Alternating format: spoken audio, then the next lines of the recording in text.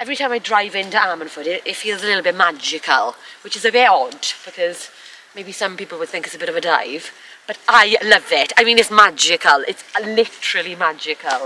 This was kind of where I had so many dreams like bubbling up inside of me, I guess, and thinking about my future, you know, as a little girl, and yeah, thinking about, oh, my Prince Charming, you know, and how gorgeous he'd be, and, you know, we get married and he'd sweep me off my feet, having this big family and having gorgeous children and hoping that they're not as vertically challenged as their mother.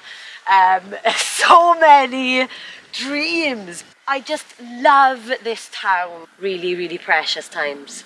And I'm so thankful for the people and the places in this town, because I guess it shaped my faith journey, and my faith journey has been what my story is all about, and it all started here in this town. Oh my goodness, all the memories. This is my school. So much inspiration was taken here. I actually loved school. I loved school so much. I remember when I was in sixth form, I was the captain of the house for an Eisteddfod, which is like a concert that we put on annually. You get put in charge of kind of little children, year 7s, year 8s, and I think that's where then I just thought, oh, I have definitely got a passion for, you know, children, and me and my husband, we haven't been able to have children yet, and it's been a tough journey, but God is faithful, and there's other ways that I've been able to, you know, embrace the journey of motherhood. And one has been through sponsoring this beautiful little girl that I met when I went to Ethiopia called Tinsei. This is where we had our first mother and baby group. My mum said I was the loudest out of them all. I actually saw this building when I went into that little shack that we were in Ethiopia with those mothers and babies. The fact that they have their babies in their arms, I think that's their greatest gift, and just being there and seeing their joy even though they have nothing was contagious. And I thought, I never want to take for granted what we have. I want to give to these mums who have nothing, yet they seem to think that they have everything because they have these gorgeous babies. So this is an album, photograph album that my mum put together of me as a baby. I've never actually seen them in this kind of particular order. This is where the journey began with my gorgeous mum and dad. There's me, a little bumblebee. Creativity starting young. I think it was about, I don't know, maybe 3 there. I used to absolutely love dolls. I would have probably planned that I would have had a baby, gosh, when I was about 25, and you know, that hasn't happened for us yet, and sometimes I have struggled with that. I've had some real down seasons, you know, about not being a mum yet and seeing all my friends, but just trusting in God that his timing's perfect, his plans are perfect. I saw these mums and babies and just thinking about changing the narrative in my head, and you know, never becoming resentful about young mums, even though it was something that I so wanted and didn't yet have. But how could I turn that around? Somebody had a prophetic word for me actually and said, within the next decade, you will go to Africa and use your gift to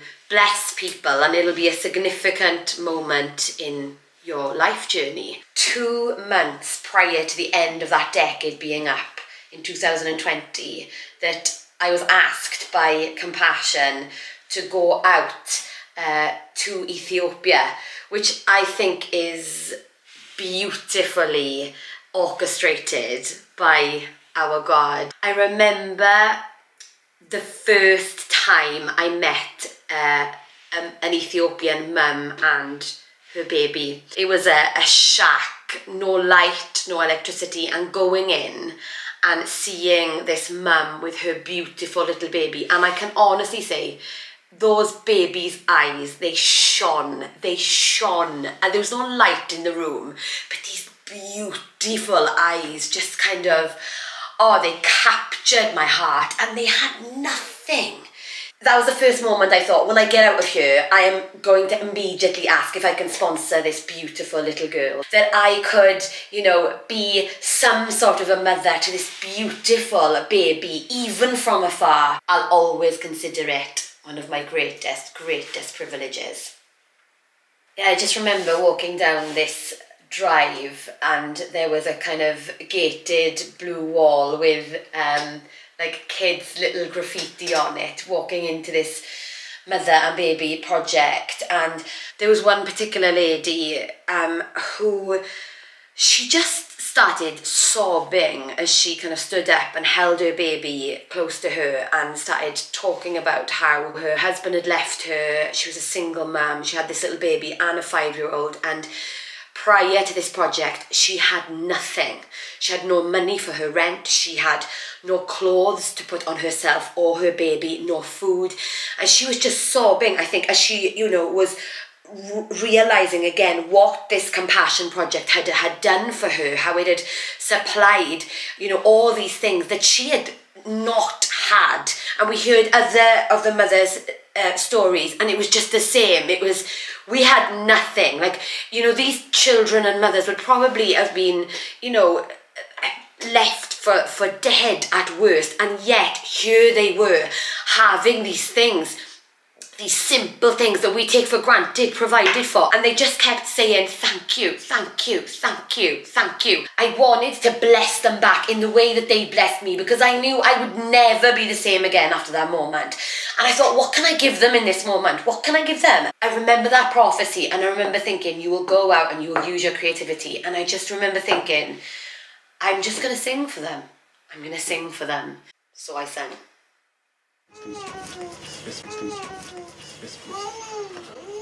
Now may the peace of the Lord be with you, be with you. As I just started singing, I wasn't just singing it, it was my prayer for them. I was asking the Lord, help this prayer, Lord, be infused by your Spirit, that it wouldn't just be a prayer, that it would be your breath prophesying over these lives, that these lives, Lord God, would be lives enriched with peace and enriched with your face turning towards them. And there was just a hush in the room, and we just believe it was, God's presence just coming in like only He can. May the Lord keep you, and may God's face shine upon you always, and give you peace.